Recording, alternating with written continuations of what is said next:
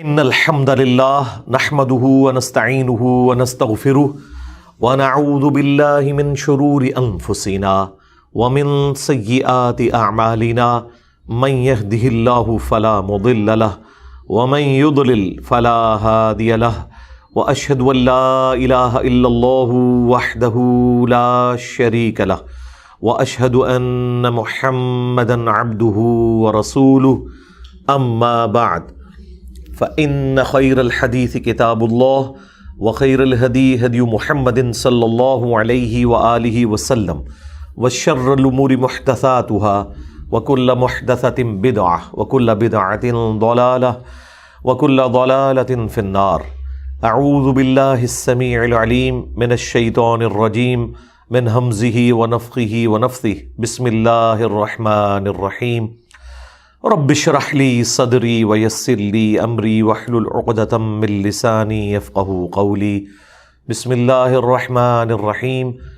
ان الله وملائكته يصلون على النبي يا ايها الذين آمنوا صلوا عليه وسلموا تسليما. اللهم صل على محمد وعلى ال محمد كما صليت على إبراهيم وعلى آل إبراهيم إنك حميد مجيد. اللهم بارك على محمد وعلى آل محمد كما باركت على إبراهيم وعلى آل إبراهيم إنك حميد مجيد. اللهم ربنا آتنا في الدنيا حسنة وفي الآخرة حسنة وقنا عذاب النار. لا الہ الا انت سبحانک انی کنت من الظالمین ولا حول ولا قوة الا باللہ العلی العظیم. آمین. الحمدللہ آج 5 مارچ 2023 کو سنڈے کے دن ہماری یہ قرآن کلاس نمبر 145 کی اسٹوڈیو ریکارڈنگ ہونے جا رہی ہے. آج انشاءاللہ تعالی سورہ یونس سورت نمبر 10 کا آغاز کریں گے اللہ کا نام لے کے. سورہ یونس جو ہے یہ مکی سورت ہے. اس سے پہلے بہت بڑی سورت سورہ التوبہ ہم نے کور کی، وہ مدنی سورت تھی اور وہ بھی نبی علیہ السلام کی مبارک زندگی کے جو آخری سال ہیں ان میں وہ نازل ہوئی. اس کا اسلوب بالکل ڈیفرنٹ تھا.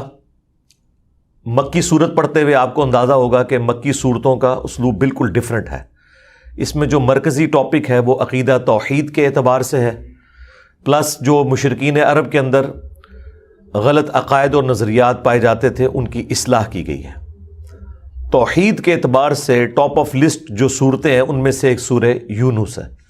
عام آدمی جب سورہ یونس کا نام سنتا ہے تو وہ سمجھتا ہے کہ شاید اس کے اندر حضرت یونس علیہ السلام کی کوئی بایوگرافی بیان ہوئی ہوگی، آپ علیہ السلام کے حالات زندگی کو تفصیل سے بیان ہوئے ہوں گے. بڑا مختصر سا ذکر حضرت یونس علیہ السلام اور ان کی قوم کا ہے اس میں. چونکہ وہ ایک ڈومیننٹ پرسنالٹی تھے اس کی وجہ سے اس سورت کا نام سورہ یونس ہے. ادروائز اگر اس سورت کا کوئی صفاتی نام رکھا جائے تو یہ سورہ توحید ہے. جس انداز میں جس پیشن کے ساتھ توحید اس سورت کے اندر بیان ہوئی ہے بہت کم سورتوں کے اندر بیان ہوئی ہے. اور خصوصاً نبی علیہ السلام کی نبوت کو جس طریقے سے اسٹیبلش کیا گیا، نبی علیہ السلام کی اعلان نبوت سے پہلے کی زندگی کو اللہ تعالیٰ نے دلیل بنایا ہے کہ یہ اللہ کے پیغمبر ہیں. اور اس میں وہ شعراء آفاق آیات بھی آ جائیں گی جو میں نے سلمان رشدی کی جو کتاب سٹینک ورسز ہے اس کے اگینسٹ جو ویڈیو ریکارڈ کروائی تھی اس میں بھی وہ آیات کوٹ کی تھی کہ اے نبی ان سے فرماؤ کہ میں اتنا عرصہ تم میں رہا ہوں، اس سے پہلے تم نے کیا مجھ سے کوئی ایسی بات سنی تھی؟ اچانک میرے اندر یہ کمپیٹنسی کہاں سے آ گئی ہے کہ میں ایسا کلام لے کے آیا ہوں کہ شعراء نے اپنے کلام پھاڑ دیے ہیں اور کوئی بھی اس کلام کی خوبصورتی اور پیشن کا مقابلہ نہیں کر پا رہا. اور اسی طریقے سے نبی علیہ السلام کے حوالے سے جو بار بار مشرکین عرب ڈیمانڈ کرتے تھے، منہ بولے معجزے مانگتے تھے، اس کے اعتبار سے بھی ڈسکشن آئے گی کہ نبی کا کام یہ نہیں ہے کہ وہ اپنی مرضی سے کوئی معجزہ لے آئے، یہ اللہ کی مرضی ہے معجزہ دکھا دے. نبی علیہ السلام کو اس حوالے سے ٹانٹ کرنا یہ بالکل غلط ہے. اور بھی کافی ٹاپکس ہیں. توحید کے گرد یعنی یہ صورت ہے اور اس میں وہ شعراء آفاق آیات بھی آ جائیں گی کہ جب یہ لوگ سمندر میں جاتے ہیں اور موجیں ہر طرف سے ڈھانپ لیتی ہیں تو اکیلے اس وقت ایک خدا کو پکارتے ہیں، اور جب اللہ تعالیٰ نجات دے دیتا ہے تو دوبارہ سے شرک کرنا شروع کر دیتے ہیں۔ اور اسی طریقے سے اللہ تعالیٰ نے یہ بھی کنڈیم کیا ہے کہ اللہ تعالیٰ کے علم میں کوئی ایسی ہستی نہیں ہے اللہ کے ساتھ زمین و آسمان میں کہ جس کو اللہ تعالیٰ نے اپنا نائب بنایا ہو یا اسے اختیار دیا ہو کہ لوگوں کی مشکلات کو وہ حل کرے۔ اور اللہ تعالیٰ اس لیول پہ اترا ہے کہ ہمارے علم میں تو کوئی ایسی بات نہیں ہے۔ اب اللہ کے علم سے تو کوئی بات نکلی نہیں ہوئی ہے، لیکن یہ سمجھانے کا انداز ہے کہ اگر ہمارے علم میں نہیں ہے تو مراد یہ کہ ایسی کوئی چیز نہیں ہے۔ ویسے آپ عموماً ایسی بات کریں نا تو لوگ اسے گستاخی شمار کرتے ہیں۔ جب میں کہتا ہوں نا کہ قرآن کے علم میں تو کوئی ایسی بات نہیں ہے تو کہتے ہیں قرآن کی توہین ہوگی۔ اللہ تعالیٰ اپنے بارے میں کہہ رہا ہے کہ ہمارے علم میں تو کوئی ایسی ہستی نہیں ہے کہ جس کو ہم نے کوئی ایسا عہدہ تفویض کیا ہو کہ آن دا بہاف آف گاڈ وہ لوگوں کی مشکلات حل کرتا ہو، لوگوں کا مشکل کشا ہو۔ اللہ تعالیٰ تو کسی ایسی ہستی کو نہیں جانتا سوائے اس ایک ہستی کے جو اللہ ہے۔ تو توحید کے اعتبار سے سخت آیات، اور بالکل جس کو ہمارے استاد ڈاکٹر اسرار صاحب کہتے تھے نا ننگی توحید، ننگی تلوار۔ یہ ننگا لفظ ویسے تو بڑا ایک معیوب سمجھا جاتا ہے، تلوار کے لیے بھی لفظ استعمال کیا جاتا ہے کہ فلاں چیز ننگی تلوار کی طرح، یعنی نیام سے نکلی ہوئی تلوار، بالکل جس میں کوئی شک نہیں ہے کہ کاٹ کے رکھ دے گی ہر چیز کو۔ تو سورہ یونس کے اندر جو توحید بیان ہوئی ہے، جس طرح سورۃ الانعام میں ہے اور سورہ الزمر کے اندر ہے، اس طریقے سے سورہ یونس بھی ایک توحید کے اعتبار سے بالکل ننگی تلوار ہے۔ اعوذ باللہ من الشیطان الرجیم، بسم اللہ الرحمن الرحیم، الف لام را، یہ حروف مقطعات ہیں اور یہ کوڈ ورڈز ہیں۔ یہ اللہ اور اس کے نبی الاسلام کے درمیان راز ہے اور امت کو اس کی ضرورت بھی کوئی نہیں تھی۔ سورہ آل عمران کی آیت نمبر 7 کے کانٹیکسٹ میں میں اس کے اوپر گفتگو کر چکا ہوں۔ تلک آیات الکتاب الحکیم، یہ آیتیں ہیں اس کتاب کی جو حکمت سے بھری ہوئی ہے، یعنی قرآن حکیم حکمت بھری کتاب ہے، ہر چیز اپنے فلسفے کے اعتبار سے فٹ ان بیٹھتی ہے۔ اکان للناس عجبا، کیا لوگوں کے لیے یہ بات باعث تعجب ہے، ان اوحینا الی رجل منہم، کہ ہم نے وحی بھیجی انہی میں سے ایک مرد کی طرف، ان انذر الناس، کہ وہ ڈر سنا دے لوگوں کو، وبشر الذین آمنوا، اور خوشخبری دے اہل ایمان کو۔ یعنی دو پرپز ہو گئے پروفٹ کو بھیجنے کے، لوگوں کو ڈر سنانا آخرت کی جواب دہی کا، اور خوشخبری دینا اہل ایمان کو جو وقت کے پیغمبر کی دعوت کو قبول کر لیں۔ ان لہم قدم صدق عند ربہم، کہ ان کے لیے ان کے رب کے حضور بہت بلند مرتبے ہیں قیامت والے دن جنت میں پہنچ کر جو وقت کے پیغمبر کی دعوت کو قبول کریں گے۔ اچھا، اس آیت کے اندر اللہ تعالیٰ نے فرمایا کہ لوگوں کو حیرانگی ہوئی ہے کہ انہی میں سے ایک پیغمبر کو چن لیا۔ ہونا تو چاہیے تھا اللہ تعالیٰ نفی کر دیتا اور کہتا ہے نہیں یہ پیغمبر جو ہے تم میں سے نہیں ہے۔ یہ ہو نہیں نہ سکتا، یہ تو ہماری ڈاکٹرن میں مشہور ہے نا کہ جی کوئی پیغمبر جو ہے وہ کو الگ سے مخلوق ہونا چاہیے۔ پیغمبر اسی اسپیشی میں سے ہوتا ہے۔ سورہ بنی اسرائیل میں آیا کہ اگر زمین پر فرشتے آباد ہوتے تو ہم فرشتوں میں پیغمبر کو بناتے ہیں، چونکہ انسان آباد ہے تو اس میں کوئی اچمپے کی بات نہیں ہے کہ پیغمبر بھی انسانوں میں سے آئے گا۔ خدا نہ خواستہ اگر پیغمبر کسی اور اسپیشی سے آتا پھر انہوں نے یہ اعتراض کرنا تھا کہ یہ ہمارے لیے رول ماڈل کس طرح ہے، اسے تو پتہ ہی نہیں ہے کہ ہم کس تکلیف سے گزرتے ہیں۔ تو آئیڈیل یہی ہے کہ پیغمبر اسی نو میں سے ہو، اسی اسپیشی میں سے ہو جن کی طرف وہ مبعوث کیا گیا، تاکہ اس پر وہی حالات و واقعات گزریں اور وہ ان کے لیے رول ماڈل بنے۔ نبی علیہ السلام کو جب تکلیف ہوتی تھی آپ کے بھی آنسو نکلتے تھے، جب آپ کو زخم لگتا تھا آپ کا بھی خون نکلتا تھا، آپ بھی دکھی ہوتے تھے، آپ کے بھی سر میں درد ہوتا تھا، آپ کو بھی نیند کی مشقت اٹھانا پڑتی تھی۔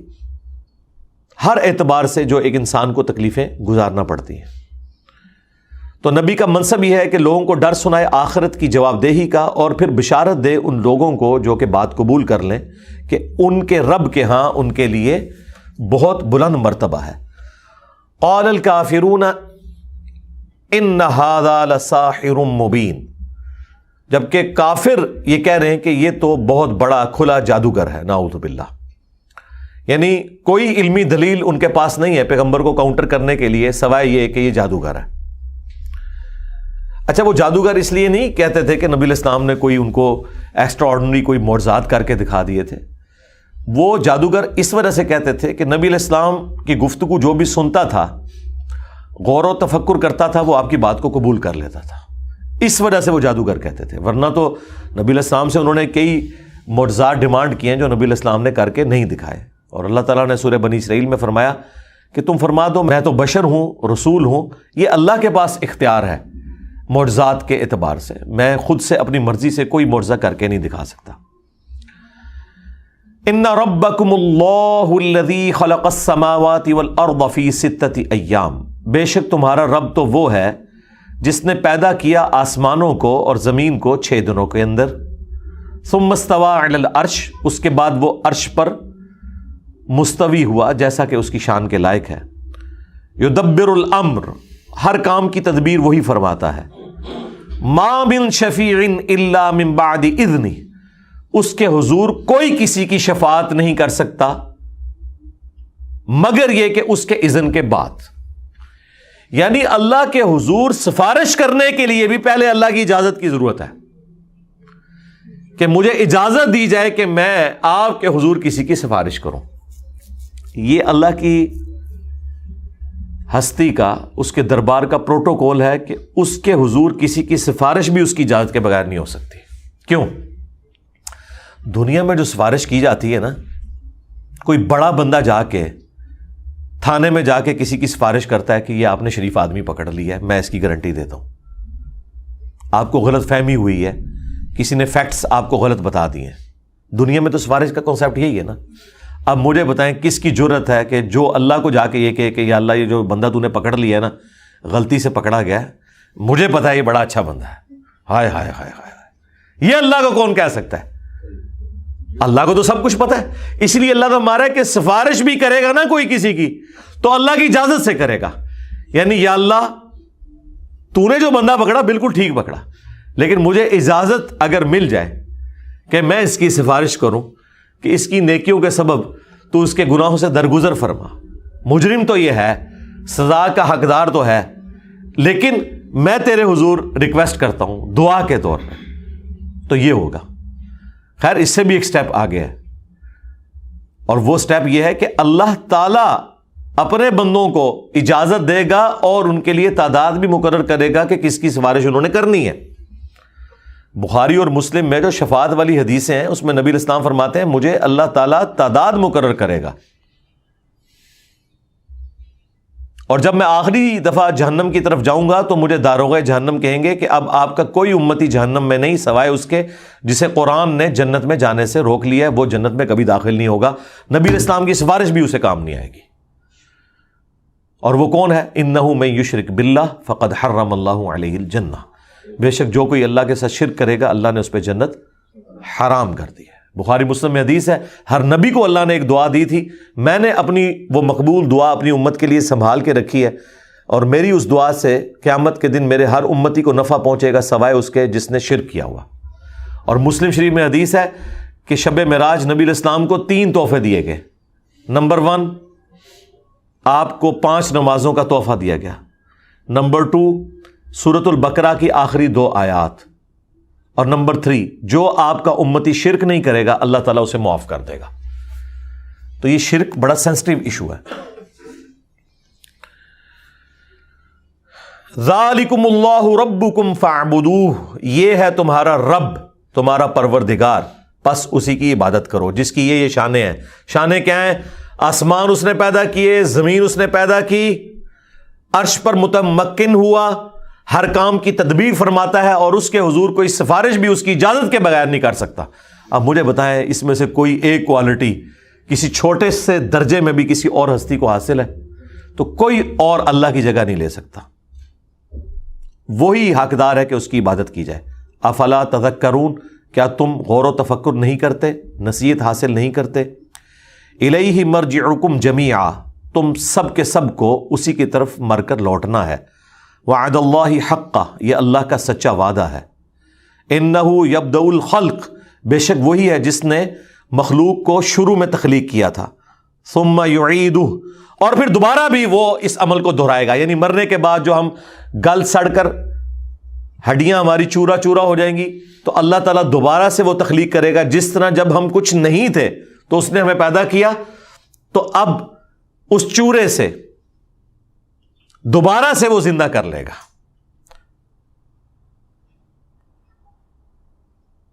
لِيَجْزِيَ الَّذِينَ آمَنُوا وَعَمِلُوا الصَّالِحَاتِ بِالْقِسْطِ، اور یہ اس لیے ہوگا قیامت والے دن تاکہ وہ بدلہ دے ان لوگوں کو جو ایمان لے کر آئے اور نیک اعمال کیے انصاف کے ساتھ. یعنی اس سے پتہ چل گیا کہ یہ پورے کا پورا سسٹم اس چیز کے اوپر کھڑا ہے کہ اللہ تعالیٰ نے اس پلانٹ ارتھ پہ انسانوں کو مخصوص ٹائم کے لیے بھیجا ہے. ہر شخص اپنی ڈیسٹنی کے مطابق موت کے منہ میں چلا جائے گا، مر کے مٹی ہو جائے گا. پھر قیامت والا دن اللہ تعالیٰ دوبارہ سے اسے زندہ کرے گا، اور زندہ کرنے کا مقصد یہ ہوگا کہ دنیا میں جو کیے ہوئے اعمال ہیں ان کا بدلہ انصاف کے ساتھ اس شخص کو دیا جائے، اچھے یا برے اعمال. اللہم حاسبنا حسابا یسیرا، آمین. والذین کفروا، اور سائملٹینیس کنٹراسٹ آ گیا ہے. پہلے اہل ایمان کا ذکر آیا، اب کفار کا. جن لوگوں نے کفر کیا، لہم شراب من حمیم، ان کے لیے کھولتا ہوا پانی ہوگا. وعذاب علیم، اور دردناک عذاب. بما کانوا یکفرون، بوجہ اس کفر کے جو وہ دنیا میں کیا کرتے تھے. کفر سے مراد صرف اللہ کا انکار نہیں ہے، اللہ کو مان کر اللہ کے احکامات کو توڑنا بھی کفر ہے. عربی زبان میں کفر کہتے ہیں انکار کرنے کو. وہ اپنے عمل سے بھی انکار ہو سکتا ہے، عقیدے سے بھی انکار ہو سکتا ہے. عمل سے تو مسلمان بھی انکار کر رہے ہیں. ہمارے ہاں کفر کا مطلب جو ہے نا وہ اتنا غلط لوگوں کو پڑھایا گیا کہ اس کی وجہ سے لوگ گمراہ ہوئے کہ خیر ہے یہ تو کافروں کے بارے میں آیات ہیں، جبکہ قرآن کافر اس کو کہتا ہے کہ جو عمل کا کفر کرے یا عقیدے کا کفر کرے. وَأَقِيمُوا الصَّلَاةَ وَلَا تَكُونُوا مِنَ الْمُشْرِكِينَ، اور نماز کو قائم کرنا، مشرک نہ ہو جانا. اب مجھے بتائیں یہ بات کافروں کو کی جا رہی تھی مسلمانوں کو؟ کافروں کو تو کہا جائے گا کہ نماز سے پہلے تم اللہ کو مانو. یہ مسلمانوں کو کہا جا رہا ہے کہ دیکھنا نماز قائم کرنا، مشرک نہ ہو جانا. اور دوسرا یہ مانا کہ مشرک ہی ہو سکتا ہے وہ شخص جو نماز نہ پڑھے، مسلمان ہو کے ایسا ہو نہیں سکتا کہ کوئی شخص نماز چھوڑ دے. اور اسے ایکسپلین کیا نبی الاسلام کی اس حدیث نے جو صحیح مسلم میں 246 ہے کہ بندے کے کفر اور ایمان، شرک اور اسلام کے درمیان فرق نماز ہے. اب تو کوئی گنجائش ہی نہیں رہ گئی. هو الذی جعل الشمس ضیاء، وہی ہے جس نے سورج کو روشن بنایا. والقمر نورا، اور چاند کو منور کیا. یہ نور کا لفظ انڈائریکٹ لائٹ کے لیے استعمال ہوا. سورج کو چراغ بھی کہا گیا ہے خود سے، یعنی روشن، اور سورج کی روشنی کی وجہ سے انڈائریکٹلی جو زمین سے ریفلیکٹ ہو کے چاند کے اوپر پڑتی ہے وہ بھی منور ہے. وَقَدَّرَهُ منازل، اور چاند کے لیے منازل مقرر کی. آپ دیکھتے ہیں کہ جب وہ چاند نکلتا ہے تو بالکل باریک ہوتا ہے. جب 7 دن گزرتے ہیں تو بالکل سیمی سرکولر ہو جاتا ہے، یعنی آدھا روشن ہوتا ہے اور آدھا اندھیرے میں ہوتا ہے. اور جب 14 دن ہوتے ہیں تو پورا روشن ہو جاتا ہے. اور جب 21 دن ہوتے ہیں تو اس طرف سے آدھا روشن اور آدھا ڈارکنیس میں، اور یوں کرتے کرتے وہ غائب ہو جاتا ہے. تو یہ ایک آسمان پہ اللہ تعالیٰ نے کیلنڈر رکھ دیا ہے. آپ اندازہ لگا لیتے ہیں کہ چاند کی کون سی تاریخیں چل رہی ہیں. اس کی منازل مقرر کی. لِتَعْلَمُوا عَدَدَ السِّنِينَ، تاکہ تم برسوں کی گنتی کر سکو. والحساب، اور ان کا حساب. چاند کے مہینے جو ہیں وہ اسلام سے پہلے بھی لیونر ایئرز ایگزسٹ کرتے تھے، وہ 12 ہی مہینے ہوا کرتے تھے. اور وہ مہینے اسی اعتبار سے کہ چاند شروع میں بڑھتا جاتا ہے اور پھر اینڈ پہ جا کے گھٹ جاتا ہے، اور یوں ایک پورا مہینے کے اندر وہ اللہ تعالیٰ نے مہینے کا ایک کیلنڈر رکھا ہوا ہے، 29 دن کا یا 30 دن کا. تو یہ آسمان پہ اللہ کی طرف سے ایک کیلنڈر ہے.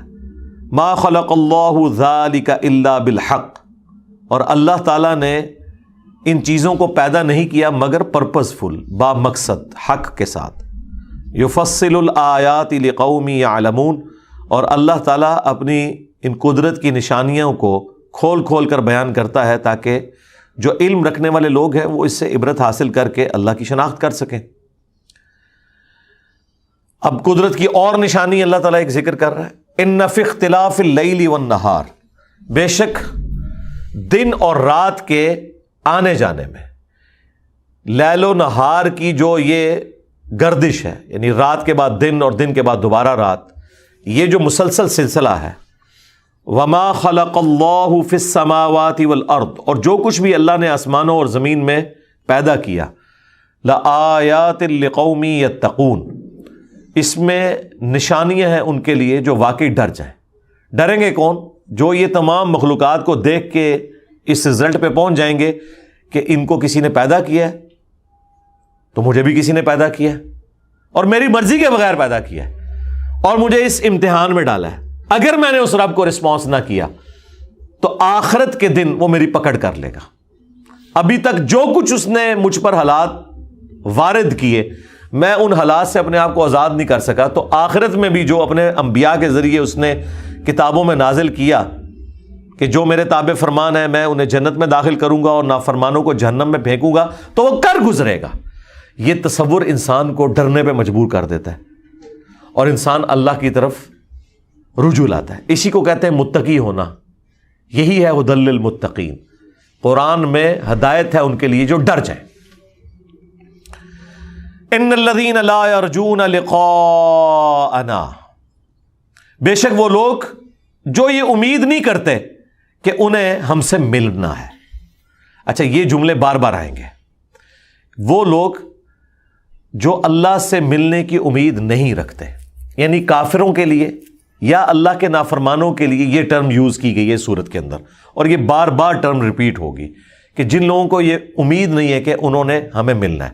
اب وہ لوگ وہ بھی ہو سکتے ہیں جو قیامت کے دن کے منکر ہوں، دوبارہ پیدا کیے جانے کے منکر ہوں، اور وہ لوگ بھی ہو سکتے ہیں کہ جو اس طرح زندگی گزار رہے ہیں کہ گویا وہ دنیا اور آخرت میں ہر معاملے کے خود مالک ہیں، گویا انہیں یہ کوئی ٹینشن ہی نہیں ہے کہ ان کو کسی نے پیدا کیا ہے اور اس رب کے حضور انہوں نے پیش ہونا ہے، اپنی شکل دکھانی ہے، اپنے اعمال کا جواب دہ ہونا ہے۔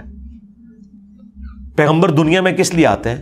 قیامت کے دن کی جواب دہی اور اللہ کے حضور جو اللہ کے ساتھ آپ کی ملاقات ہونے والی ہے اس کا ڈر سناتے ہیں کہ تمہیں اللہ سے قیامت والے دن ملنا ہے، اور وہ ملاقات یہ نہیں ہے کہ اللہ تعالیٰ نے آپ سے حال احوال پوچھنا ہے کہ ہاں جی ٹھیک ہو، صحیح پہنچ گئے ہو، نہ، وہ یہ پوچھا جانا ہے کہ جو دنیا میں زندگی دی تھی وہ کیسے گزاری ہے، کتابیں بھیجی تھیں، پیغمبر ساتھ بھیجے تھے، کوئی گنجائش نہیں چھوڑی تھی۔ تو وہ اللہ تعالیٰ فرما رہا ہے کہ جو لوگ یہ امید نہیں رکھتے نا کہ انہیں مر کے کسی سے ملنا ہے، ملاقات کرنی ہے ہم سے، وَرَضُوا بِالْحَيَاةِ الدُّنْيَا، اور دنیا کی زندگی پہ ہی وہ راضی ہو چکے ہیں، اے جہاں مٹھا اگلا کس نے ڈٹھا، یہ وہی چیز ہے، وَاطْمَأَنُّوا بِهَا، اور وہ اسی کے اوپر اطمینان کر کے بیٹھ گئے ہیں، وَالَّذِينَ هُمْ عَنْ آيَاتِنَا غَافِلُونَ، اور وہ لوگ جو ہماری آیات سے غفلت برتتے ہیں، کیجول لیتے ہیں، ان دھمکیوں کو سیریس نہیں لیتے، اولئک مأواہم النار، یہی وہ لوگ ہیں جن کا ٹھکانہ ہوگا جہنم، بما کانوا یکسبون، بسبب ان کے ان اعمال کے جو دنیا میں وہ کیا کرتے تھے۔ دیکھ لیں جی، سیدھی سیدھی باتیں ہو رہی ہیں، مکی صورتوں کا اسلوب آپ دیکھ لیں، بالکل دو ٹوک بات ہے۔ یعنی یہ سورہ یونس میں ابھی تک ہم نے یہ صرف 8 آیات کور کی ہیں، اور اس کے اندر آپ کو پورے دین کا مقدمہ کلیئر ہو چکا ہے کہ اس دنیا میں بھیجنے کا مقصد کیا ہے، اور اللہ تعالیٰ کوئی لگی لپٹی بات نہیں کر رہا، کلیئر کٹ، کہ دنیا کی زندگی کو جنہوں نے سب کچھ سمجھ لیا ہے اور انہیں کوئی امید نہیں کہ انہیں اپنے رب کو منہ بھی دکھانا ہے اور ملاقات ہونی ہے، اور نبیوں کی جو پیروی ہے انہوں نے اس سے روگردانی کی ہوئی ہے، تو ٹھیک ہے ہم انہیں پوچھ لیں گے۔ اب سائملٹینیس کنٹراسٹ، ان الذین آمنوا، بے شک وہ لوگ جو ایمان لے کر آئے، وعملوا الصالحات، اور انہوں نے نیک اعمال کیے، صرف ایمان لانا کافی نہیں ہے، اعمال بھی نیک ہوں، یہدیہم ربہم بایمانہم، تو اللہ تعالیٰ ان کے ایمان کے سبب ان کی رہنمائی کر دے گا ان کا رب، تجری من تحتہم الانہار، ایسی جنتوں اور باغات کی طرف جن کے نیچے نہریں بہتی ہوں گی، فی جنات النعیم، نعمت کے باغوں کے اندر۔ ایسی جگہیں جہاں پر نہریں بہتی ہوں گی اس کی طرف اللہ تعالیٰ رہنمائی کر دے گا، یعنی ان کا الٹیمیٹ جو انعام ہے وہ اللہ کی جنت ہے۔ اللہم اجعلنا منہم مع النبیین والصدیقین والشہداء والصالحین آمین۔ دعواہم فیہا سبحانک اللہم، جنت میں جانے کے بعد بھی جو ان کی صدا ہوگی نا وہاں پر جنت کو دیکھ کر وہ یہی ہوگی، سبحانک اللہم، پاک ہے ہمارا رب، اللہ کو پکار کے وہ کہیں گے اے اللہ تو پاک ہے۔ وَتَحِيَّتُهُمْ فِيهَا سلام، اور وہاں ان کی ایک دوسرے کو دعا ہوگی سلام، یعنی جنتی ایک دوسرے کو جب بھی ملیں گے السلام علیکم کہیں گے، یعنی یہ جنتیوں کی نشانی ہے، دنیا میں بھی سنت ہے، مشروع ہے، اور جنت کے اندر بھی۔ وَآخِرُ دَعْوَاهُمْ أَنِ الْحَمْدُ لِلَّهِ رَبِّ الْعَالَمِينَ، اور جو آخری پکار ہوگی نا ہر جنتی کی وہ یہی ہوگی الحمدللہ رب العالمین، تمام تعریفیں اس اللہ کے لیے ہے جو تمام جہانوں کا پالنے والا ہے۔ یعنی جنتی اللہ تعالیٰ کی جو جنت میں تعریف کریں گے نا بسبب ان نعمتوں کے جو ایک جنتی کو ملی کہ اللہ نے اپنا وعدہ پورا کر دیا، ہمیشہ کی جنت مقرر ہو گئی جس میں نہ موت ہے، نہ بڑھاپا ہے، نہ مفلسی ہے، نہ کوئی تکلیف ہے، اور ہر وہ چیز ہے جو انسان چاہے۔ تو انسان سبحان اللہ کہے گا، اللہ تعالیٰ کی تعریف کرے گا کہ اللہ تو پاک ہے جس نے مجھے سب کچھ دیا، اور اپنے خوشی کے جذبات کے اظہار کے لیے جو آخری کلام اس کا ہوگا نا وہ ہوگا الحمدللہ رب العالمین، تمام تعریفیں اس اللہ کے لیے ہیں جو تمام جہانوں کا پالنے والا ہے۔ سبحان ربک رب العزت عما یصفون وسلام علی المرسلین والحمد للہ رب العالمین۔ سورہ الزمر کے اینڈ پہ بھی جا کے آئے گا کہ ہر طرف سے جب جنتی جنت میں پہنچ جائیں گے، جہنمی جہنم میں پہنچ جائیں گے، پھر ہر طرف سے ایک ہی نعرہ بلند ہوگا الحمد للہ رب العالمین۔ یعنی یہ سمجھ لیں قیامت کے دن کا ڈراپ سین یہ ہے کہ سب لوگ یہ کہیں گے اللہ ہی اللہ ہے۔ دیکھنا الحمد للہ رب العالمین، کوئی بزرگ نہیں، کوئی بابا نہیں، بھائی جتنے انبیاء دنیا میں آئے، انبیاء کے پیروکار جو دعوت و تبلیغ کا کام کرنے آئے، سب کے سب اس اللہ کا تعارف کروانے کے لیے آئے نا۔ جب انسان اپنے رب کے پاس پہنچ جائے گا پھر اللہ ہی اللہ ہے، انسان کی زبان سے یہی نکلے گا کہ تمام تعریفیں اللہ کے لیے جس نے ہماری رہنمائی کر دی ہے اس جنت تک۔ اللہم اجعلنا منہم، اللہم انا نسألک جنت الفردوس مع النبیین والصدیقین والشہداء والصالحین آمین۔ اب جی کچھ انسانی رویے ان کو اللہ تعالیٰ ایڈریس کرتے ہوئے توحید کی طرف بلا رہا ہے۔ وَلَوْ يُعَجِّلُ اللَّهُ لِلنَّاسِ الشَّرَّ، اور اگر اللہ تعالیٰ جلد بازی کرتا لوگوں کو تکلیف پہنچانے کے اعتبار سے، لِلنَّاسِ الشَّرَّ اسْتِعْجَالَهُمْ بِالْخَيْرِ، جس طرح انسان جلد بازی کرتے ہیں بھلائی کے اعتبار سے، لَقُضِيَ إِلَيْهِمْ آجَلُهُمْ، تو اللہ تعالیٰ پوری کر دیتا ان کی میعاد۔ یعنی جس طرح انسان کی خواہش ہے نا کہ مجھے آسائش جلد از جلد مل جائے، اگر اللہ تعالیٰ بھی جلد بازی کرتا نا کہ جو شخص گناہ کر رہا ہے اسے فوراً سزا دے تو معاملہ کب سے تلپٹ ہو چکا ہوتا۔ یعنی اللہ تعالیٰ گناہ گاروں کو ڈھیل دیتا ہے، یعنی انسان کو یہ ٹونٹ کروائی جا رہی ہے کہ جس طرح تیری خواہش ہوتی ہے نا کہ میرے حالات بہتر ہو جائیں اور تو اس کے لیے پوری ایفرٹ پٹ کرتا ہے، میں بھی اگر اس طریقے سے چھوٹی چھوٹی باتوں کے اوپر نکیر کرنا شروع کر دیتا تو کب سے تیرا معاملہ تلپٹ ہو چکا ہوتا۔ فَنَظَرُ الَّذِينَ لَا يَرْجُونَ لِقَاءَنَا فِي طُغْيَانِهِمْ يَعْمَهُونَ، بلکہ ہم چھوڑ دیتے ہیں ان لوگوں کو جو ہم سے ملاقات کی امید نہیں رکھتے کہ وہ اپنی سرکشی میں بھٹکتے رہیں۔ یعنی الٹیمیٹلی اللہ تعالیٰ نے موت کے وقت اور آخرت میں انہیں پکڑنا ہے۔ دنیا میں اگر کسی فاسق کو، فاجر کو، ظالم شخص کو ڈھیل ملی ہوئی ہے تو وہ یہ نہ سمجھے کہ اللہ تعالیٰ اس پہ گرفت نہیں کر سکتا۔ دو وجوہات ہو سکتی ہیں، یا تو اللہ تعالیٰ اسے ڈھیل دے رہا ہے، شاید وہ اللہ کی طرف پلٹ آئے، ایک اور چانس مل جائے، یا پھر یہ ہے کہ وہ اپنی گمراہی میں اور بڑھے، اور جب وہ اپنی گمراہی میں زیادہ بڑھے تو زیادہ عذاب کا مستحق ہو، وَلِعَاذُ بِاللَّهِ تعالی۔ تو یہاں پہ بھی دیکھ لیں وہی ٹرم آئی ہے کہ جو لوگ ہم سے ملنے کی امید نہیں رکھتے۔ وَإِذَا مَسَّ الْإِنسَانَ الضُّرُّ دَعَانَا لِجَنبِهِ أَوْ قَاعِدًا، جب انسان کو تکلیف پہنچتی ہے تو وہ ہمیں پکارتا ہے، کروٹ پہ لیٹے ہوئے بھی اور کھڑا ہوا بھی، او قاعدن او قائما، اور کھڑے ہوئے بھی، بیٹھے ہوئے بھی، لیٹے ہوئے بھی اور کھڑے ہوئے بھی، تینوں حالتوں میں اٹھتے بیٹھتے ہمیں پکارتا ہے کہ یا اللہ مجھ سے یہ تکلیف دور کر دے۔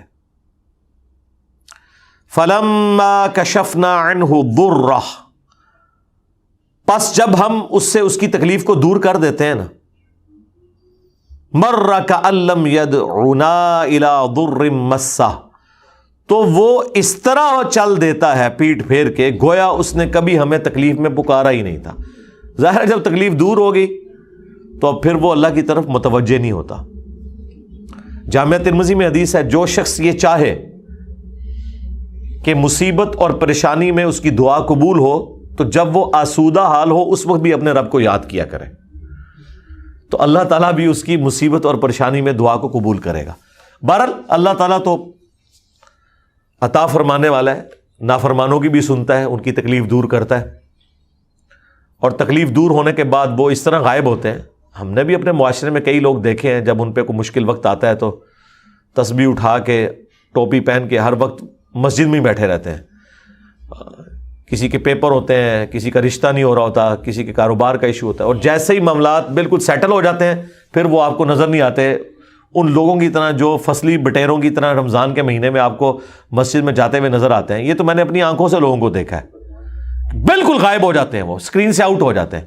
اور یہ اللہ تعالیٰ نے جو یہ ایک یونیورسل ٹروتھ بتایا ہے نا کہ وہ ہر وقت اللہ کو یاد کرتے ہیں جب مشکل وقت آتا ہے، لیکن جب وہ مشکل ٹل جاتی ہے تو اس طرح پیٹ پھیرتے ہیں گویا انہوں نے کبھی ہمیں مصیبت میں پکارا ہی نہیں تھا۔ کذالک زین للمسرفین ما کانوا یعملون، بالکل اس طریقے سے آراستہ کر دیے ہیں اللہ تعالیٰ نے حد سے جو بڑھ جانے والے لوگ ہیں، ان کے برے اعمال ان کی نظروں میں سنوار دیے۔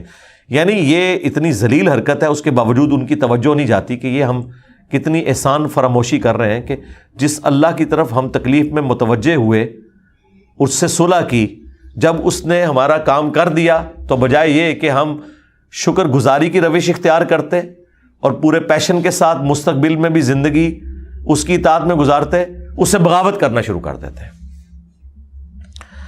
وَلَقَدْ أَهْلَكْنَا الْقُرُونَ، اور بے شک ہم نے کئی قوموں کو ہلاک کر دیا، من قبلکم، تم سے پہلے جو تھیں، لما ظلموا، جب وہ ظلم کیا کرتے تھے، گناہگار تھے، وجاءتہم رسلہم بالبینات، اور ان کے پاس بھی ان کے وقت کے پیغمبر روشن دلائل لے کر آئے تھے، وما کانوا لیؤمنوا، لیکن وہ ایسے نہیں تھے کہ ایمان لے آتے، کذالک نجزی القوم المجرمین، اور بالکل اس طریقے سے ہم سزا دیتے ہیں مجرمین کو۔ ثم جعلناکم خلائف فی الارض، اس کے بعد زمین پر ہم نے خلیفہ کیا تمہیں، من بعدہم، ان کے جانے کے بعد، لننظر کیف تعملون، تاکہ اللہ تعالیٰ یہ دیکھے کہ تم کیسے عمل کرتے ہو۔ یعنی یہ انسانوں کو بتایا جا رہا ہے کہ جو تم دنیا میں آباد ہو نا، تم سے پہلے بھی قومیں آباد تھیں، انہوں نے بھی اپنے وقت کے پیغمبروں کا انکار کیا اور تباہ و برباد ہوئے، اس کے بعد اللہ تعالیٰ تمہیں لے کے آیا، وہ بھی یہ سمجھتے تھے ہم پہ کوئی برا وقت نہیں آئے گا جس طرح تم سمجھ رہے ہو، تو یہ تم کوئی نئے نہیں اس دنیا پہ آباد، تم سے پہلے بھی اسی طریقے سے انبیاء کے نافرمان ہوتے تھے، تباہ و برباد ہو جاتے تھے، تو یہ اگلے لوگوں کی کوئی کہانیاں نہیں ہیں، یہ اس طریقے سے ہوتا رہا اور اب تم بھی اسی پیٹرن کے اوپر چل رہے ہو۔ وَإِذَا تُتْلَى عَلَيْهِمْ آيَاتُنَا بَيِّنَاتٍ، اور جب ان پر پڑھی جاتی ہیں ہماری روشن آیات، قَالَ الَّذِينَ لَا يَرْجُونَ لِقَاءَ نَأْتِ بِقُرْآنٍ غَيْرِ هَذَا، تو وہ لوگ جو اللہ سے ملاقات کی امید نہیں رکھتے نا، وہ کہتے ہیں کوئی اور قرآن لے کر آؤ، او بدل، یا اسے تبدیل کر دو۔ یہ قرآن تو اتنا سخت ہے، اے نبی کوئی کمپرومائز کرنے والی سچویشن کو اختیار کرو، قرآن کوئی اور لے کر آؤ۔ یہ میں آپ کو بتاتا ہوں کہ قرآن کی توحید اتنی سخت ہے کہ یہ لاکھوں لوگوں نے اس زمانے میں اس طرح نہیں سنی۔ نبی علیہ السلام کے مجمع میں لاکھوں لوگ نہیں ہوتے تھے۔ حضرت نوح علیہ السلام جب توحید بیان کرتے تھے 950 سال تک صرف 78 بندے ایمان لے کر آئے ہیں، کیونکہ وہ توحید ایسی تھی کہ جن لوگوں نے وہ حق قبول نہیں کرنا ان کے لیے اس سے زیادہ کڑوی چیز ہی کوئی نہیں ہے، جو قبول کر لیں ان کے لیے اس سے زیادہ میٹھی چیز ہی کوئی نہیں ہے۔ انسان اپنی جان دے دیتا ہے لیکن توحید سے روگردانی نہیں کرتا، لیکن یہ اس کے لیے جسے بات سمجھ آ جائے یا جو سمجھنا چاہے۔ تو اللہ تعالیٰ فرما رہا ہے کہ جب ہمارے روشن آیات یعنی بالکل کلیئر کٹ آیات، ننگی باتیں ان کے سامنے کی جاتی ہیں نا بغیر کسی تردد کے، تو یہ کہتے ہیں کہ اے نبی اس قرآن کو بدل دو یا کوئی اور قرآن لے کے آؤ، ذرا میٹھی میٹھی ذرا باتیں ہوں اس کے اندر۔ یہ کیا سخت سخت باتیں، دیکھ لیں یہ باتیں جتنی آئی ہیں واقعی وہ اسٹریٹ فارورڈ ہے کہ مانو گے جنت ملے گی، نہیں مانو گے جہنم میں جاؤ گے، اور اللہ کو پرواہ بھی نہیں اس کی کوئی۔ قل ما یکون لی ان ابدلہ،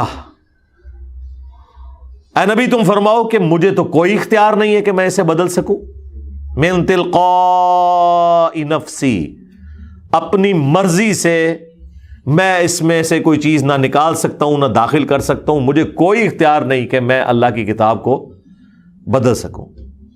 اور یہی بات ختم نہیں ہے، ان اتبع الا ما یوحى الی، میں تو خود پابند ہوں اس وحی کا جو میری طرف کی جاتی ہے، میں تو خود اس کی پیروی کرنے والا ہوں۔ یعنی تم مجھے کہہ رہے ہو کہ قرآن بڑا سخت ہے اسے بدل دو یا کوئی نیا قرآن لے آؤ، اور میں تو خود پابند ہوں اس بات کا کہ جو میری طرف وحی آئی ہے میں نے بھی اس پہ عمل کرنا ہے۔ صرف تمہیں نہیں بلا رہا اللہ کی طرف، میں نے بھی اپنے رب کا تابع فرمان اسی طریقے سے ہونا ہے جس طرح میں تم سے ڈیمانڈ کر رہا ہوں۔ انی اخاف ان عصیت ربی عذاب یوم عظیم، میں تو خود خوف رکھتا ہوں اس بات کا کہ بالفرض اگر میں نے بھی اپنے رب کی نافرمانی کی تو بڑے دن کا عذاب مجھے بھی آ پکڑے گا۔ لیکن یہ وہ آیت ہے جو سخت ترین آیت قرآن کی، یہ سورہ یونس میں آئی ہے، سورۃ الانعام میں آئی ہے، سورہ الزمر میں آئی ہے۔ قرآن میں 3 جگہ یہ آیت آئی ہے، باقی 2 جگہوں پہ تو ساتھ قل کا بھی لفظ ہے، قل انی اخاف ان عصیت ربی عذاب یوم عظیم، اے نبی تم فرما دو کہ اگر میں بھی اپنے رب کی نافرمانی کروں تو مجھے خوف ہے کہ بڑے دن کا عذاب مجھے بھی آ پکڑے گا۔ یہ تو ہم احتراماً ساتھ بریکٹ میں لگا دیتے ہیں بالفرض، یہ قرآن میں کہیں نہیں ہے، یہاں ان سب نے بریکٹیں لگائی ہوئی ہوتی ہیں۔ تو ان سے ذرا پوچھیں یہ بریکٹیں جو لگاتے ہو تو قرآن کی تعریف کر رہے ہو؟ وہ کہتے ہیں نہیں، سمجھانے کے لیے بریکٹ لگانی پڑتی ہے کہ یہ نبی کے ذریعے سے امت کی اصلاح کی جا رہی ہے۔ اس کا مطلب ہے بریکٹ میں اگر کوئی تفسیر کے طور پر بات کی جائے تو وہ قرآن کی تحریف نہیں ہوتی۔ یقیناً نبی تو قطعی جنتی ہے، وہ اللہ کی نافرمانی نہیں کریں گے، ان کے ذریعے سے امت کو کہلوایا جاتا ہے۔ امت کو اس لیے کہلوایا گیا تھا کہ کوئی امتی کل کو اٹھ کے یہ کہے کہ تم ہمارے سلسلے میں بیعت ہو جاؤ، میں اس وقت تک جنت میں نہیں جاؤں گا جب تک کہ سارے مرید اپنے ساتھ لے نہ جاؤں۔ اندازہ کریں، یعنی نبی کے ہوتے ہوئے نبی کی مبارک زبان سے جب یہ کہلوایا جا رہا ہے کہ نبی تم فرماؤ کہ مجھے خود خوف ہے کہ اگر میں نے اپنے رب کی نافرمانی کی تو بڑے دن کا عذاب مجھے آ پکڑے گا، تو یہ کہتے ہیں یہ اس لیے تھا تاکہ امت کو ڈر سنایا جائے۔ اور امت اتنی دلیر ہے کہ امت کا ایک بابا کھڑا ہو کے کہتا ہے کہ جی میں اس وقت تک جنت میں داخل ہی نہیں ہوں گا جب تک کہ اپنے سارے مریدوں کو لے نہ جاؤں۔ کتنے لے نہ جائیں؟ جتنے تو جانا ہے۔ جنت کی گارنٹی تو کوئی نہیں ہے۔ بخاری مسلم دونوں میں حدیث ہے، نبی علیہ السلام نے اپنے ایک ایک رشتہ دار کو پکارا۔ جب سورہ الشعراء کی وہ آیت نازل ہوئی نا کہ نبی اپنے قریبی رشتہ داروں کو ڈر سنائیے، تو نبی علیہ السلام نے اعلانیہ کہا، اے نبی کے چچا عباس، میرے مال سے جو لینا ہے لے لے، اگر اللہ کے حضور تو پکڑا گیا میں تیرے کچھ کام نہیں آؤں گا۔ اے نبی کی پھوپھی صفیہ، میرے مال سے جو لینا ہے لے لے، مال تو میں تجھے دے کے انٹرٹین کر سکتا ہوں لیکن اللہ کے حضور اگر تو پکڑی گئی میں تیرے کچھ کام نہیں آؤں گا۔ اے نبی کی بیٹی فاطمہ جو جنتی عورتوں کی سردار بھی ہے، بخاری مسلم میں ہے، میرے مال سے جو لینا ہے لے لے، اگر اللہ کے حضور تو پکڑی گئی تو میں تیرے کچھ کام نہیں آؤں گا۔ یہ ساری باتیں کیا اس لیے کی جا رہی تھی کہ اس کے بعد ان آیات اور احادیث کی تشریح آگے سے کی جائے، اے نہیں جی یہ تے سانو سمجھانے واسطے سی، اللہ دے نبی تے کدے گناہ نہیں کر سکتے، بالکل یہی ہے تے سمجھو تسی، تواڈے وڈے سمجھ گئے، نبی کے بعد تو سارے برابر ہیں نا، چاہے حضور کے زمانے کا کوئی انسان ہے وہ بھی فالوور ہے، چاہے قیامت والے دن تک جو آخری انسان ہے وہ بھی فالوور ہے، مرتبے میں فرق ضرور ہو سکتا ہے لیکن فالو تو سب نے کرنا ہے، دھمکی تو سب کے لیے ہے۔ مجھے بتائیں اگر فاطمہ کے لیے دھمکی ہے، باقی تو کوئی صحابی شاہی کوئی نہیں نا، فاطمہ جیسا ہے ہی کوئی نہیں، باقی صحابہ تے شاہی کوئی نہیں، سب سے قریبی حضور کی بخاری مسلم میں حدیث ہے، فاطمہ میرے جگر کا ٹکڑا، جس نے اسے تکلیف دی اس نے مجھے تکلیف دی، بخاری مسلم کی حدیث کے جنتی عورتوں کی سردار فاطمہ۔ اگر حضور ان کے بارے میں یہ کہہ رہے ہیں کہ فاطمہ میرے مال سے جو لے لینا ہے لے لے، اگر اللہ کے حضور پکڑی گئی میں کچھ کام نہیں آؤں گا، اور بخاری مسلم میں حدیث کہ میری بیٹی فاطمہ بھی چوری کرے میں اس کے بھی ہاتھ کٹوا دوں گا، تو سرکار باقی تو کوئی شے نہیں ہے، یہ سیدہ فاطمہ کے ذریعے پوری امت کو اناؤنسمنٹ کی جا رہی ہے، اور یہ بابوں کو لے کے بیٹھے ہوئے ہیں۔ بھائی ہم تو نبی علیہ السلام کے زمانے میں بھی کسی شخص کے بارے میں یہ ماننے کے لیے تیار نہیں ہے کہ وہ دھونس اور زبردستی اپنی مغفرت کروا سکتا ہے یا کسی کو ساتھ لے کے جا سکتا ہے جنت میں۔ تمہارے بابے تو شاہی کوئی نہیں، صحابہ جیسا ہے ہی کوئی نہیں، تیرے بابے تو شاہی کوئی نہیں، اہل البیت جیسا ہے ہی کوئی نہیں، تیرے بابے تو شاہی کوئی نہیں۔ تو یہ اسی لیے دیکھیں کام صحیح ڈالا ہے انہوں نے، قرآن ڈائریکٹ نہیں پڑھنا، گمراہ ہو جاؤ گے، ہو گئے گمراہ، سی گمراہ ہو گئے آپ کے نظریات سے، اور آپ گمراہ ہو گئے قرآن و سنت کے نظریات سے۔ ہم آپ کے بزرگوں کے غلط نظریات سے گمراہ ہو کر اسلام کی طرف آ گئے، اور آپ اسلام کے نظریات سے گمراہ ہو کے اپنے بابوں کے پیچھے لگ گئے، کیونکہ آپ نے قرآن و سنت پڑھی نہیں تھی۔ قُلْ لَوْ شَاءَ اللَّهُ مَا تَلَوْتُهُ عَلَيْكُمْ، اے نبی تم فرماؤ کہ اگر اللہ ہی چاہتا تو میں کبھی قرآن تم پر نہ پڑھتا، وَلَا أَدْرَاكُمْ بِهِ، اور نہ اللہ تعالیٰ تمہیں اس کتاب کے اوپر مطلع کرتا۔ اللہ اکبر، یعنی یہ اللہ کی مرضی تھی، یعنی مجھے خود بھی نہیں پتا، مجھے اللہ تعالیٰ نے مبعوث کیا اس کام کے لیے۔ ایک اور جگہ قرآن میں آیا کہ اے نبی تم فرما دو کہ مجھے کوئی امید نہیں تھی کہ میری طرف یہ وحی نازل ہوگی، یعنی میں کوئی دھاک لگائے نہیں بیٹھا ہوا تھا اس اعتبار سے کہ میری طرف کوئی وحی آنی تھی۔ نبی علیہ السلام تو ایک بڑی ڈائنامک لائف گزار رہے تھے۔ جب آپ کی عمر مبارک کا 40واں سال شروع ہے تو اچانک آپ دنیا سے دل آپ کا اچاٹ ہوا، کیونکہ اگر نبی علیہ السلام شروع سے ہی کوئی اس طرح کی تپسیا کر رہے ہوتے کسی غار میں بیٹھ کے، تو لوگ کہتے کہ یار اتنے سالوں سے بیٹھا ہوا تھا، کچھ نہ کچھ تو اس نے نکال لانا تھا اس میں سے۔ آپ کی زندگی کو اللہ نے اس لیے اتنا ڈائنامک بنایا ہے کہ کوئی کل کو اعتراض کر ہی نہ سکے۔ ایک چلتا پھرتا ایکسٹروورٹ انسان جو ایک مکے کی امیر ترین عورت کا خاوند ہے، جو تجارت کر رہا ہے اور بالکل نارمل لائف گزار رہا ہے، اچانک جب اس کی زندگی کا 40واں سال آتا ہے اور اس کا دل دنیا سے اچاٹ ہوتا ہے، اور چند دلوں کے لیے اللہ تعالیٰ اس کی رہنمائی کرتا ہے غار حرا کی طرف، اور وہ بھی اس کی بیوی اسے کھانا باندھ کے دیتی ہے ساتھ۔ اندازہ کریں بخاری مسلم میں ہے کہ نبی علیہ السلام اپنا کھانا گھر سے لے کے جاتے تھے، ان کے بابے نگاہ مار کے تو یہ وہ کر دیتے ہیں، اندازہ کریں، اور حضور اپنا کھانا ساتھ لے کے جاتے تھے، اور وہاں پہ فرشتہ آتا ہے اور وہ سارے کا سارا سلسلہ نبی علیہ السلام کے لیے ایک مشکل زندگی کا آغاز شروع ہو جاتا ہے۔ اور اس لیول کی مشکل زندگی کہ وہ لوگ جو پہلے آپ کو صادق اور امین کہتے تھے وہی آپ کے جان کے دشمن بن گئے، حتیٰ کہ آپ کو 52 سال جس شہر میں آپ نے زندگی گزاری وہ شہر بھی چھوڑنا پڑ گیا۔ کوئی اعلانیہ نہیں، رات کے وقت اندھیرے میں آپ کے سر کی قیمت 100 اونٹ لگ چکی ہوئی ہے، اور اسی میں آپ کو غار ثور میں بھی 3 دن کے لیے رکنا پڑا، اور پھر اس کے بعد بھی کوئی مدینے میں جا کے نبی علیہ السلام کی زندگی کو سکون کی نہیں ہے، جنگوں سے عبارت ہے۔ 2 ہجری میں غزوہ بدر، 3 میں احد، 5 میں خندق، 6 میں صلح حدیبیہ، 7 ہجری میں غزوہ خیبر، 8 میں فتح مکہ، اور 8 ہی میں غزوہ حنین، اور 9 میں رومن امپائر کے خلاف غزوہ تبوک، اور 11 ہجری کے سٹارٹ میں ڈیتھ ہو گئی۔ پوری کی پوری زندگی قربانیوں سے عبارت ہے.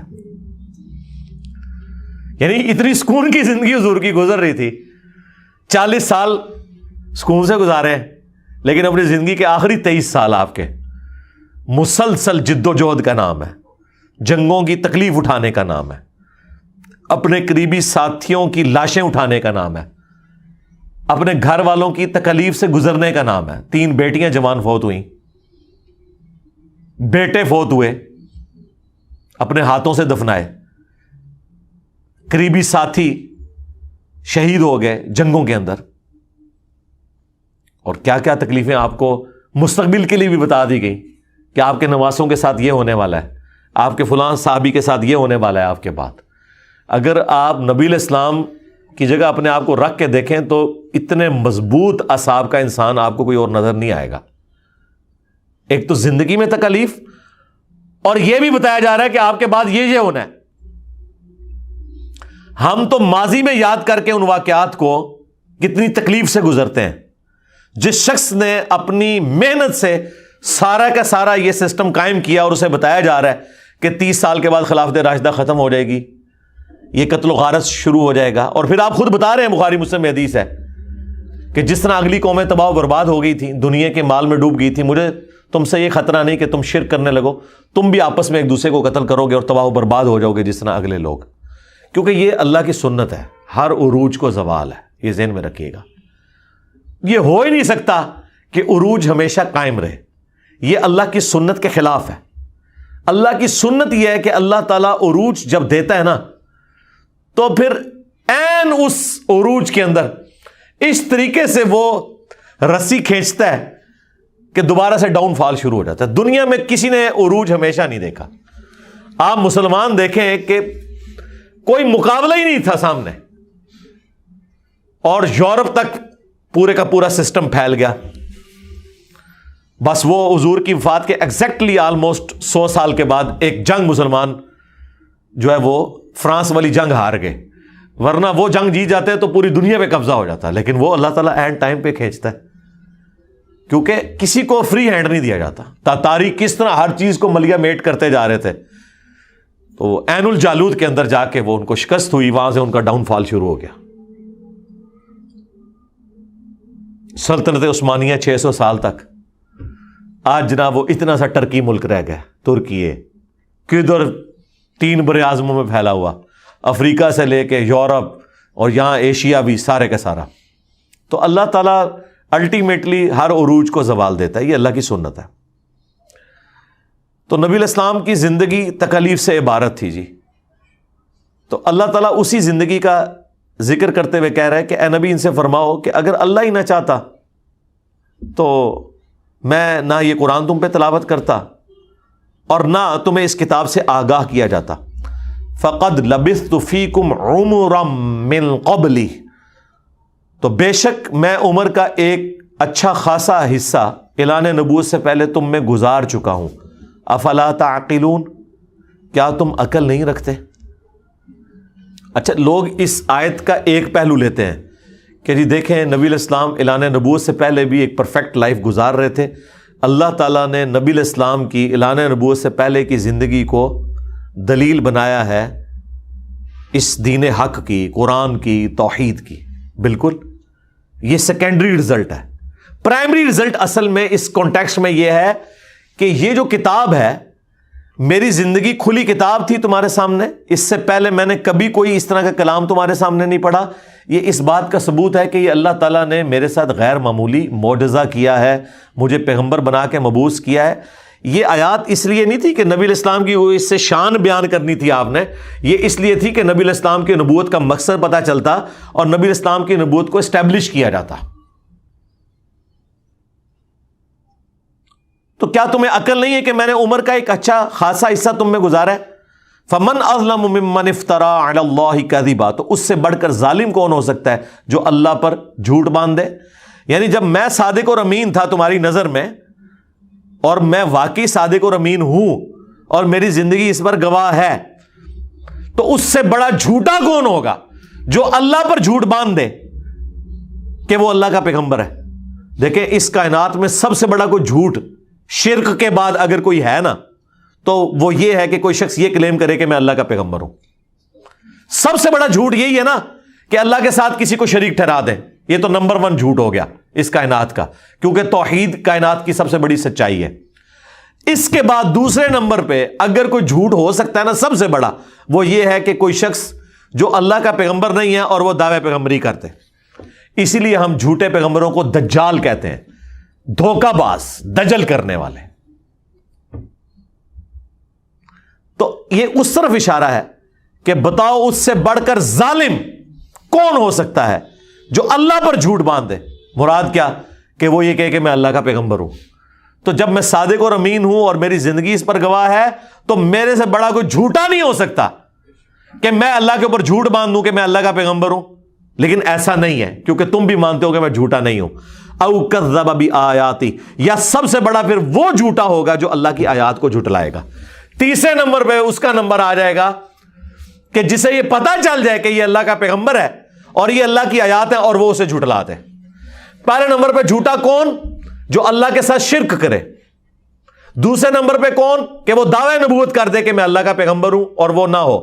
اور تیسرے نمبر پہ کون؟ کہ واقعی اگر کوئی پیغمبر اس کے سامنے آ جائے اسے پیغمبر ماننے سے انکار کر دے. وہ سب سے بڑا جھوٹ ہے, اللہ کی آیات کا انکار کر دے. انہ لا یفلح المجرمون, بے شک جو مجرم لوگ ہیں, جو تباہی کے اوپر اترے ہوئے ہیں, گمراہی کے اوپر اترے ہوئے ہیں, انکار کرنے کے اوپر اترے ہوئے ہیں, انہیں کبھی اللہ نے ہدایت نہیں دینی. وَيَعْبُدُونَ مِن دُونِ اللَّهِ, اور یہ عبادت کرتے ہیں اللہ کے سوا ان ہستیوں کی, مَا لَا يَضُرُّهُمْ وَلَا يَنْفَعُهُمْ, جو نہ انہیں کوئی نقصان دے سکتی ہیں نہ کوئی نفع. اچھا, فوراً جب آپ توحید کے اوپر آیات پڑھیں تو یہ کہتے ہیں نہیں ہم نے تو کبھی کسی بابے کی عبادت کی نہیں. دیکھیں جی, ہم تو اللہ کا بندہ ہی مانتے ہیں. اگلا حصہ چھوڑ دیتے ہیں. اللہ تعالیٰ نفی صرف عبادت کے اعتبار سے نہیں کر رہا, بلکہ یہ بھی کر رہا ہے کہ یہ ہستیاں نہ کسی کو نقصان دے سکتی ہیں نہ نفع. ایک مرے ہوئے شخص جو قبر میں پڑا ہوا ہے, اس کی کوئی عبادت نہیں کرتا, ٹھیک ہے, بہت اچھی بات ہے, لیکن یہ عقیدہ رکھتا ہے کہ یہ میری بھینسوں کا دودھ خشک کر سکتا ہے, اس کے نام کی میں نے 11ویں نہ دی تو میرے اوپر کوئی مصیبت آ سکتی ہے. تو اس کا کیا مطلب ہے کہ آپ اسے نفع و نقصان کا مالک مانتے ہیں. تو آپ بھی شرک ہی کر رہے ہیں. اور شرک کیا ہے؟ آدھی آیت لیتے ہو کہ ہم تو جی عبادت تو کوئی نہیں کرتے, اللہ نے تو عبادت کرنے والوں کی نفی کی ہے. سرکار ساتھ ذکر کیا ہے ما لا یضرهم ولا ينفعهم, جو ہستیاں نہ انہیں نقصان دے سکتی ہیں نہ نفع دے سکتی ہیں. وَيَقُولُونَ, اور یہ کہتے ہیں هَؤُلَاءِ شُفَعَاؤُنَا عِندَ اللَّهِ, وہ کہتے ہیں نہیں ہم ان کو تو پکار ہی نہیں رہے, یہ اللہ کے حضور ہمارے سفارشی ہیں. سیم وہی مینٹلٹی.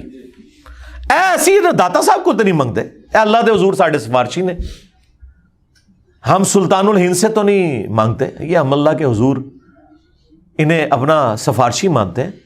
پیچھے ہی اللہ ہے. ہاں, اے نہیں ہے کہ پیچھے کوئی اور ہے, نہیں, پیچھے اللہ ہے جی, سامنے ہی ہے. سرکار پھر اس کا جواب اللہ تعالیٰ نے جس انداز میں دیا ہے نا, وہ ایسا انداز ہے کہ اگر ہم خود سے دیتے تو یہ کہتے ہیں کتنی گستاخانہ بات کر رہے ہو. اللہ تعالیٰ فرما رہا ہے قل اتنبئون اللہ بما لا يعلم فی السماوات ولا فی الارض, کیا تم اللہ کو وہ بات بتا رہے ہو کہ جو اللہ کے علم میں بھی نہیں ہے, نہ آسمانوں میں اور نہ زمین کے اندر. ہائے ہائے ہائے ہائے, اللہ کے علم میں تو کوئی بات ایسی ہے ہی نہیں کہ نہ ہو. اللہ تعالیٰ دیکھیں غصے کا اظہار, اللہ کہہ رہا ہے کہ منو پہ دس دیو کہ اس سفارشی نے میرے حضور میں مقرر کیتے, منو تو کوئی نہیں پتا کہ میں کوئی بندہ مقرر کیتا ہوا ہے. ہائے ہائے ہائے, اللہ کو تو پتہ ہی نہیں ہے کہ کوئی داتا صاحب بھی ہیں. اللہ کہہ رہا ہے میرے علم میں تو کوئی نہیں کہ میں نے کسی کو داتا بنایا ہو کہ میرے بہاف کے اوپر وہ سفارشی ہوگا. سبحانہ وتعالی عما یشرکون, پاک ہے وہ ہستی, بہت بلند ہے ہر اس شرک سے جو لوگ اس کی طرف منسوب کرتے ہیں. اور مشرکوں, اللہ کو کوئی فرق نہیں پڑتا یہ جو تم نے غلیظ عقیدے وابستہ کر دیے اور ہستیوں کے ساتھ, اللہ کو اس سے کوئی فرق نہیں پڑتا. وَلِعَاذُ بِاللَّهِ تعالیٰ. دیکھیں جی, اللہ تعالیٰ تو اپنے عقائد اور نظریات کے اعتبار سے بالکل سچی اور کھری توحید قرآن میں بیان کر رہا ہے, کسی کو بری لگے کسی کو اچھی لگے. اللہ تعالیٰ نے یہ بھی پرواہ نہیں کی کہ لوگ کیا بات کریں گے, کس لیول پہ اتر کے اللہ تعالیٰ بتا رہے آپ دیکھیں اس سے بہتر اور کیا انداز، سمپل اور بہتر اور بالکل کھلا ڈلا۔ اللہ تعالیٰ فرما رہا ہے اے نبی ان سے فرماؤ اتنبئون اللہ بما لا يعلم فی السماوات ولا فی الارض، کیا تم اللہ کو بتا رہے ہو وہ چیز جو اللہ کے علم میں تو زمین و آسمانوں کے اندر ہے ہی نہیں ہے، کہ کوئی اللہ نے اپنا کوئی سفارشی مقرر کیا ہوا ہے کہ جو نفع نقصان کا مالک ہے۔ جب ہم نئے نئے ریورٹ ہوئے نا، 2008-9 کی بات ہے، تو میں ایک اور سائٹ پہ اپنے بھائیوں کے ساتھ گیا، تو وہاں ایک دعوت اسلامی کے بھائی تھے، تو وہ نماز پڑھاتے تھے، ہم ان کے پیچھے نماز پڑھتے تھے رفع الیدین کے ساتھ۔ وہ بڑے حیران ہوئے کہ یار یہ کون سے لوگ ہیں کہ جو ہمارے پیچھے نماز پڑھتے ہیں، کیونکہ ہمیں تو یہ لوگ مشرک اور کافر سمجھتے ہیں۔ اب انہیں پتہ ہی نہیں تھا کہ یہ مخلوق کون سی ہے۔ تو خیر ہم نے ان سے گپ شپ شروع کی۔ کچھ عرصے بعد انہوں نے کہا جی آپ ہمارے گھر آئیں، چائے پلائیں آپ کو، اور وہ یہ چاہ رہے تھے کہ ہم دعوت رکھیں، اور ہم چاہ رہے تھے ہم ان کے سامنے دعوت رکھیں۔ ہم ان کے گھر چلے گئے جی، انہوں نے وہاں سے جال حق نکالی۔ اب جال حق تو میں اس وقت پڑھتا تھا جب میری داڑھی بھی نہیں نکلی ہوئی تھی، 94 کے اندر FSE میں۔ اس میں جتنی چکر بازیاں دی گئی ہیں غیر اللہ سے پکارنے کے لیے، مدد مانگنے کے لیے، وہ ساری تو ہمارے علم میں تھی۔ تو وہ کہنے لگا آپ کو ہم پہ اعتراض کیا ہے؟ تو میں نے ان کو یہی آیات پیش کی کہ بھائی آپ کا جو عقیدہ ہے نا مرے ہوئے لوگوں کے بارے میں، ظاہری اس باب میں تو آپ کافر سے بھی مدد لیں، وَتَعَاوَنُوا عَلَى الْبِرِّ وَالتَّقْوَى وَلَا تَعَاوَنُوا عَلَى الْإِثْمِ وَالْعُدْوَانِ، نیکی پرہیزگاری کے کاموں میں ایک دوسرے کی مدد کرو، برائی میں الگ رہو۔ لیکن جو دعا ہے یہ صرف اللہ کے ساتھ خاص ہے، إِيَّاكَ نَعْبُدُ وَإِيَّاكَ نَسْتَعِينُ، عبادت اللہ کی ہوگی، مدد اس سے مانگی جائے گی دعا والی۔ اَمَّن يُجِيبُ الْمُضْطَرَّ إِذَا دَعَاهُ، بھلا بتاؤ تو کون ہے جو تکلیف میں گھرے ہوئے شخص کی فریاد کو سنتا ہے، وَيَكْشِفُ السُّوءَ، اور اس سے اس کی برائی کو دور کر دیتا ہے، وَيَجْعَلُكُمْ خُلَفَاءَ الْأَرْضِ، اور تمہیں زمین پر اگلوں کا خلیفہ کرتا ہے۔ أَإِلَٰهٌ مَّعَ اللَّهِ، کیا اللہ کے ساتھ کوئی اور معبود بھی ہے جس کی یہ کوالٹیز ہوں؟ قَلِيلًا مَّا تَذَكَّرُونَ، بہت کم ہی تم نصیحت حاصل کرتے ہو۔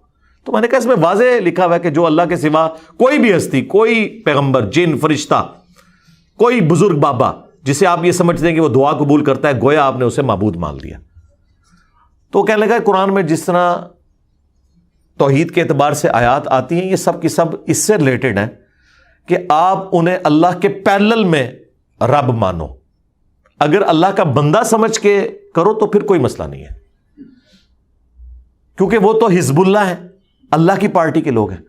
تو میں نے اسے بتایا قرآن میں تو ایک آیت ایسی ہے جو آپ کے سارے وسوسے کو سیٹل کرتی ہے، بنی اسرائیل میں بھی ہے۔ سورۃ المائدہ سے میں نے کہا کہ یہ پڑھو۔ اب یہ وہ چیز تھی جو جال حق میں تو نہ انہوں نے لکھی، نہ یہ مسئلہ ان سے حل ہونے والا تھا، کیونکہ اللہ تبارک و تعالیٰ نے سورۃ المائدہ کے اندر عیسیٰ ابن مریم کو سینٹرڈ کر کے، ان کی ماں کو سینٹرڈ کر کے بالکل کھول کر توحید بیان کر دی۔ تو آیت نمبر یہ 75، مل مسیح ابن مریم الا رسول، عیسیٰ ابن مریم تو نہیں تھے مگر ایک رسول، قد خلت من قبلہ الرسل، ان سے پہلے بھی رسول گزرے ہیں، وامہ صدیقہ، اور ان کی ماں سچی عورت تھی، کانا یاکلان الطعام، دونوں کھانا کھانے کے محتاج تھے، انظر کیف نبین لہم الآیات ثم انظر انا یؤفکون، دیکھو ہم اپنی آیات کتنی کھول کھول کر بیان کر رہے ہیں، اور پھر ان کی طرف دیکھو جو الٹے پڑھے جاتے ہیں۔